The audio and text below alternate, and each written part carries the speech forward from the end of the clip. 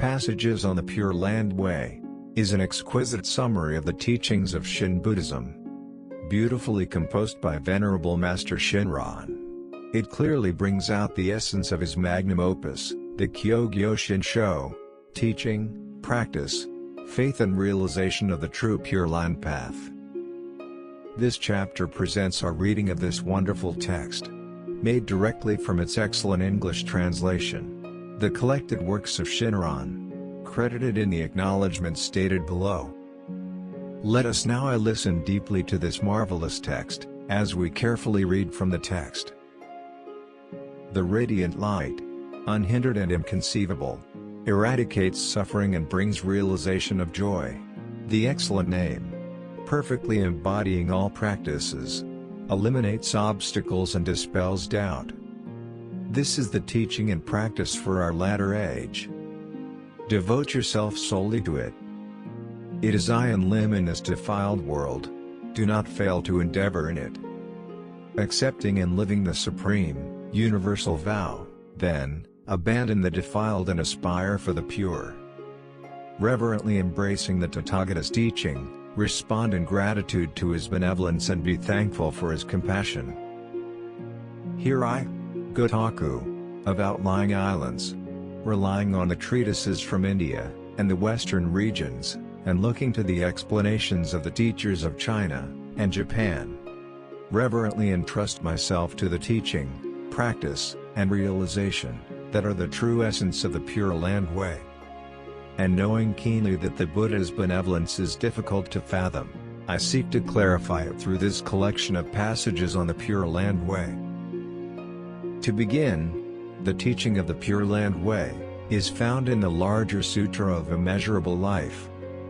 The central purport of this sutra is that Amida, by establishing the incomparable vows, has opened wide the Dharma storehouse, and full of compassion for small, foolish beings, selects, and bestows the treasure of virtues.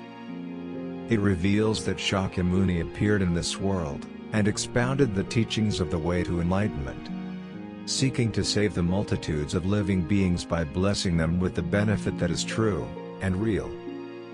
Assuredly, this sutra is the true teaching for which the Tathagata appeared in the world. It is the wondrous scripture, rare and most excellent. It is the conclusive and ultimate exposition of the one vehicle. It is the right teaching, praised by all the Buddhas throughout the 10 quarters. To teach Tathagata's primal vow is the true intent of this sutra. The name of the Buddha is essence. The practice of the Pure Land Way is the great practice that embodies Amida's perfect benefiting of others. It is revealed in the vow that all the Buddhas praise the name, also known as the vow that all the Buddhas say the name. It may further be called the vow of the right act, which is Amida's directing of virtue for our going forth. Amida's directing of virtue to beings, through the power of the primal vow, has two aspects: the aspect for our going forth to the Pure Land, and the aspect for our return to this world. Regarding the aspect for going forth, there is great practice, there is pure Shinjin. The great practice is to say the name of the Tathagata of unhindered light. This practice, comprehensively encompassing all practices, is perfect, and most rapid in bringing them to fullness. For this reason, it is called great practice. Saying the name, then, breaks through all the ignorance of sentient beings, and readily brings all their aspirations to fulfillment. Saying the name is in itself mindfulness. Mindfulness is Nembutsu. Nembutsu is Namu Amida Butsu. The passage declaring the fulfillment of the vows in the larger sutra states, the Buddha Tathagatas throughout the 10 quarters, countless as the sands of the Ganges, are one in praising the majestic power and the virtues, inconceivably profound, of the Buddha of immeasurable life. All sentient beings, as they hear the name, realize even one thought moment of Shinjin and joy, which is directed to them from Amida's sincere mind, and aspiring to be born in that land.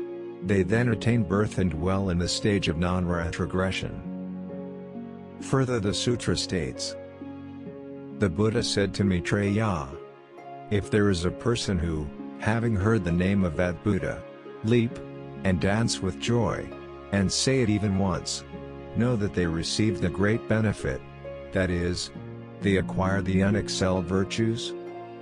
Bodhisattva Nagarjuna states in the commentary on the 10 Bodhisattva stages, "If a person desires quickly to attain the stage of non-retrogression, he or she should, with a reverent heart, say the name, holding steadfast to it. When persons doubt as they plant roots of good, the lotus, in which they gain birth, will not open. But for those whose Shinjin is pure, the flower opens, and immediately they see the Buddha." Bodhisattva Vasubandhu states in the treatise on the Pure Land, "O world-honored one, with the mind that is single, I take refuge in the Tathagata of unhindered light, filling the 10 quarters, and aspire to be born in the land of happiness." Relying on the sutras, in which the manifestation of true and real virtues is taught, I compose a gata of aspiration, a condensation, that accords with the Buddha's teaching. Contemplating the power of the Buddha's primal vow, I see that no one who encounters it passes by in vain. It quickly brings to fullness and perfection the great treasure ocean of virtues. With these passages from the sacred words of the Buddha, and from the treatises, we know in particular, that the great practice, is not a foolish being's practice of directing his, or her own merit toward attainment of birth. It is the fulfilled practice that Amida directs to beings out of great compassion, and therefore is called, not directing virtue on the part of beings. This practice indeed embodies the primal vow, in which the Nembutsu is selected and adopted. It is the supreme, all-surpassing, universal vow. It is the true, and wondrous right Dharma, that is the one vehicle. It is the unexcelled practice that perfectly embodies all good acts. The word Nishi, even, in the passages from the larger sutra, is used to indicate an upper, or lower limit, while omitting what is between. In the second passage, Ichinan, saying of the name ones, indicates single-heartedly practicing the Nembutsu. Single-heartedly practicing the Nembutsu is a single voicing. A single voicing is saying the name. Saying the name is constant mindfulness. Constant mindfulness is right-mindedness. Right-mindedness is the true act that brings about birth in the Pure Land. Further, Nishi Ichinan, in no way, refers to one thought in contemplation on the Buddha's virtue, or to one utterance, in repeated recitation of the name. As the first passage shows, Nishi Ichinan, even one thought moment, refers to the ultimate brevity and expansion of the length of time in which one attains the mind and practice. That is, Shinjin and Nembutsu, that result in birth in the Pure Land. Let this be known. Pure Shinjin is Shinjin that actualizes Amida's profound and vast benefiting of others. It arises from the vow of birth, through the Nembutsu, also known as the vow of sincere mind and entrusting. It may further be called the vow of Shinjin, which is Amida's directing of virtue, for our going forth. However, for the shallowest of foolish beings, we multitudes of the basest level, it is impossible to realize pure Shinjin. Impossible to attain the highest end. This is because we do not depend on Amida's directing of virtue, for our going forth. And because we are entangled in a net of doubt. It is through the Tathagata's supportive power, and through the vast power of great compassion, and all-embracing wisdom, that a person realizes pure, true, and real Shinjin. Therefore, that mind will not be inverted. That mind will not be vain or false. Truly we know that the supreme, perfect fruit of enlightenment, is not difficult to attain, it is pure Shinjin, true, and real, that is indeed difficult to realize. When persons realize pure Shinjin, that is true and real, they realize the mind of great joy. Concerning the attainment of the mind of great joy, the larger sutra states, the person who aspires, with a sincere mind, to be born in the land of happiness, shall reach the full illumination of wisdom, and acquire virtues unexcelled. Further, the sutra states, such a person is one of great, majestic virtue. Moreover, he, or she is, a person of vast, and unexcelled understanding. This Shinjin is indeed, the superlative means of sweeping away doubt, and attaining virtues. It is what is truly manifested in the Sutra. All virtues being fulfilled instantly in it. It is the wondrous way of attaining longevity, and deathlessness.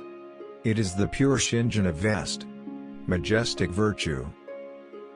Hence, whether with regard to practice, or to Shinjin, there is nothing whatever, that has not been fulfilled, through Amida Tathagata's directing of virtue, to beings, out of the pure vow mind.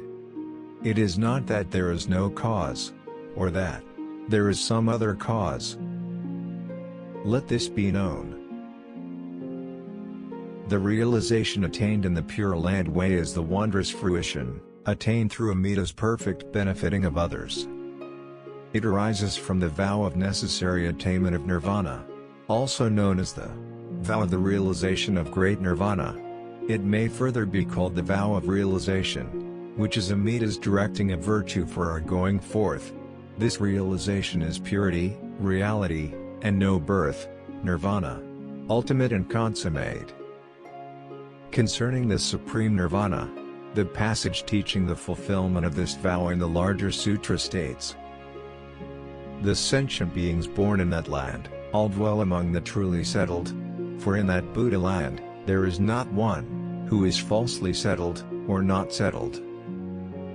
Further, the sutra states, the words, human beings, and devas, are used simply in accordance with the usage elsewhere.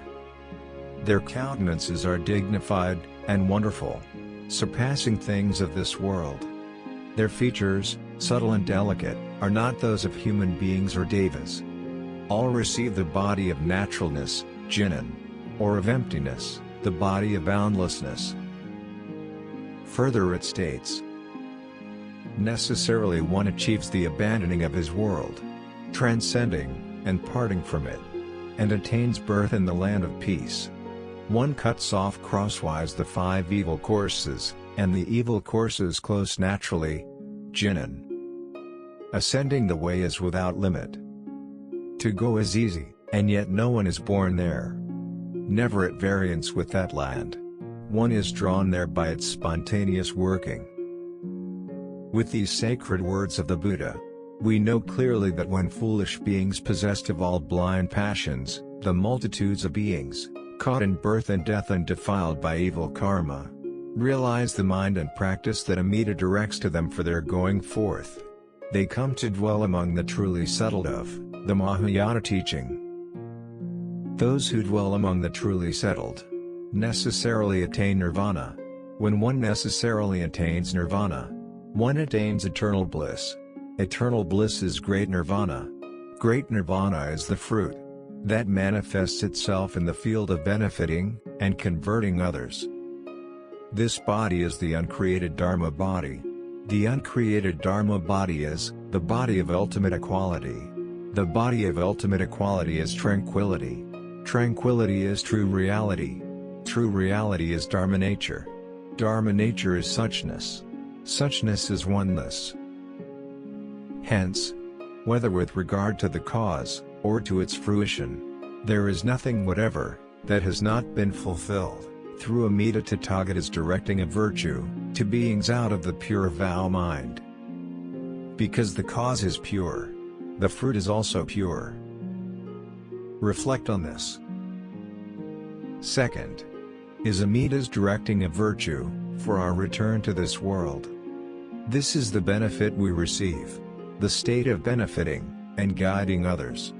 It arises from the vow of necessary attainment of the rank next to Buddhahood, also known as the vow for the attainment of Buddhahood after one lifetime. It may further be called the vow of directing virtue for our return to this world.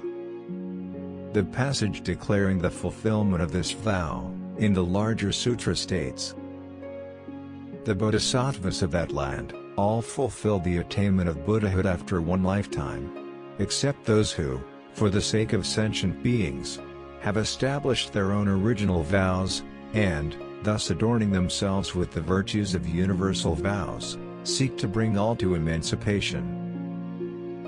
With these sacred words, we know clearly that this is the working of the universal vow of great love and great compassion.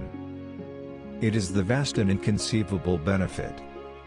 Through it, one enters the thick forests of blind passion, to guide beings, compassionately leading them in accord with the virtue of Amida Buddha.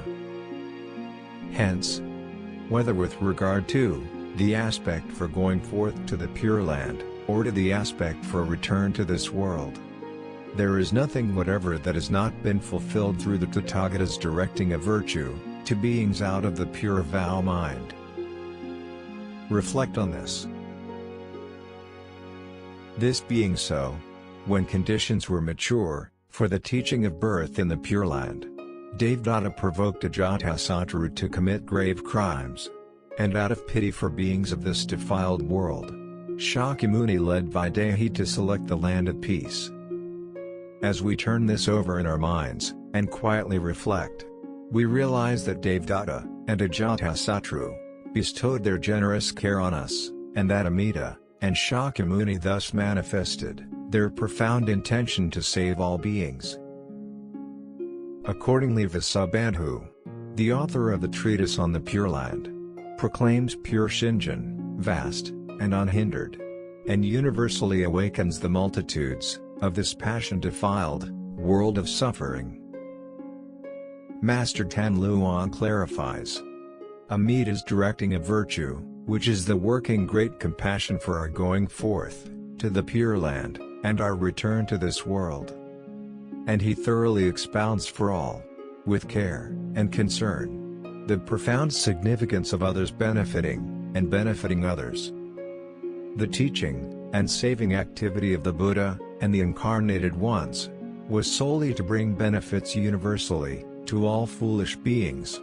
The vast, great mind and practice arise solely out of the desire to guide evil people who have committed grave offenses, and those who wholly lack the seed of Buddhahood.